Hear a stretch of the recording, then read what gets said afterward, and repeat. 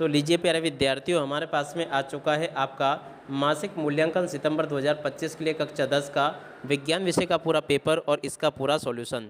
जी हाँ प्यारे बच्चों, यहाँ से मैं आपको पूरा का पूरा विज्ञान विषय का पेपर बताने वाला हूँ। एक भी क्वेश्चन का उत्तर प्यारे बच्चों यहाँ से आपका मिस नहीं होगा। समय आपके पेपर के लिए 1 घंटे का दिया जाएगा। पूर्णांक आपका 20 अंकों का होगा। देखो प्यारे बच्चों, इस प्रकार का पूरा पेपर होगा। पहला क्वेश्चन पढ़ते हैं।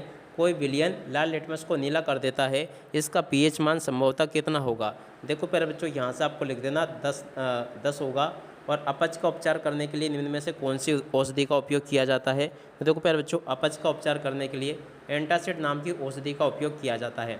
और अब अगला क्वेश्चन, निम्न में से कौन सी धातु ठंडे जल के साथ तीव्रता से अभिक्रिया करती है। तो देखो इसका राइट आंसर आपका सोडियम आ जाएगा।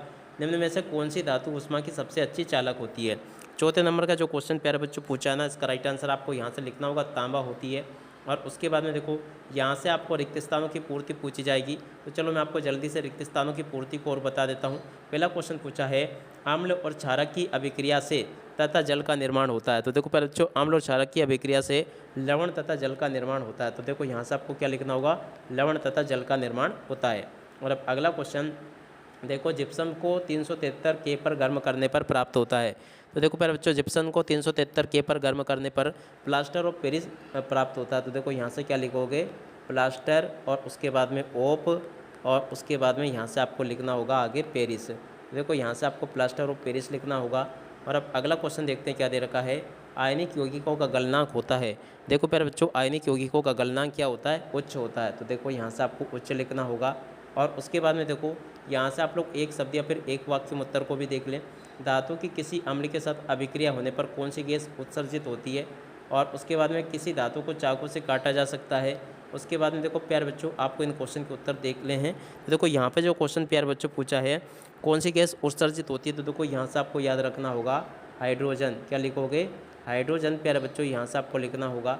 और अब अगला क्वेश्चन, किस धातु को चाकू से काटा जा सकता है। तो देखो प्यारे बच्चों, कौन सी धातु होती है जिसे कि चाकू से काटा जा सकता है। तो देखो यहाँ से आपको लिखना होगा सोडियम। सोडियम धातु को प्यारे बच्चों चाकू से काटा जा सकता है। तो देखो यहाँ से आपको सोडियम लिख लेना है। और उसके बाद में देखो आगे आपके पेपर में परीक्षा में क्वेश्चन ऐसे पूछे जाएंगे।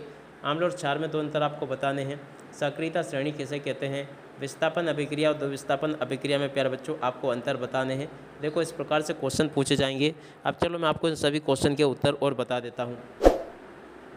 तो देखो प्यारे बच्चों, प्रश्न नंबर 4 में आपसे क्वेश्चन पूछा था, अम्ल और क्षारक में 2 अंतर लिखिए। तो देखो अम्ल और क्षारक में 2 अंतर यहाँ से देख लेना। सोडियम को केरोसिन में डुबोकर क्यों रखा जाता है, इस क्वेश्चन के उत्तर को यहाँ से देखकर लिख देना। सक्रियता श्रेणी कैसे कहते हैं, इस क्वेश्चन के उत्तर को प्यारे बच्चों यहाँ से देखकर लिख लें इसको पूरा। और उसके बाद में देखो अगला क्वेश्चन, एनोडाइजिंग क्या है, इसका उपयोग क्यों होता है। तो देखो इस क्वेश्चन के उत्तर को प्यारे बच्चों यहाँ से देखकर लिख लें और पूरा का पूरा इसको अच्छे से याद भी कर लें, ठीक है। और उसके बाद में देखो अगला क्वेश्चन, विस्थापन अभिक्रिया और द्विविस्थापन अभिक्रिया में प्यारे बच्चों आपको अंतर लिखना है। तो देखो यहाँ से आप लोग इस अंतर को भी देख लें। अगला क्वेश्चन प्यारे बच्चों पूछा है, मिश्र धातु क्या होती है। 2 मिश्र धातुओं के नाम प्यारे बच्चों आपको लिखने होंगे। तो देखो यहाँ से आप लोग इसको भी देख कर लिख दें। ये भी प्यारे बच्चों आपको मैंने पूरा का पूरा बता दिया। इस प्रकार से प्यारे बच्चों मैं आपको A to Z सभी के सभी क्वेश्चन और उन क्वेश्चन के उत्तर बता दिए हैं। एक भी क्वेश्चन का उत्तर प्यारे बच्चों यहाँ से आपका मिस नहीं होगा। जैसे क्वेश्चंस प्यारे बच्चों मेरे द्वारा आपको बताए गए ना, ठीक वैसे के वैसे क्वेश्चंस आपके पेपर में परीक्षा में आपको देखने को मिल जाएंगे। एक भी क्वेश्चन का उत्तर प्यारे बच्चों यहाँ से आपका मिस नहीं होगा। अब इसी के साथ में इस वीडियो को यहीं पर पूरा करते हैं। नमस्कार, जय हिंद, जय भारत।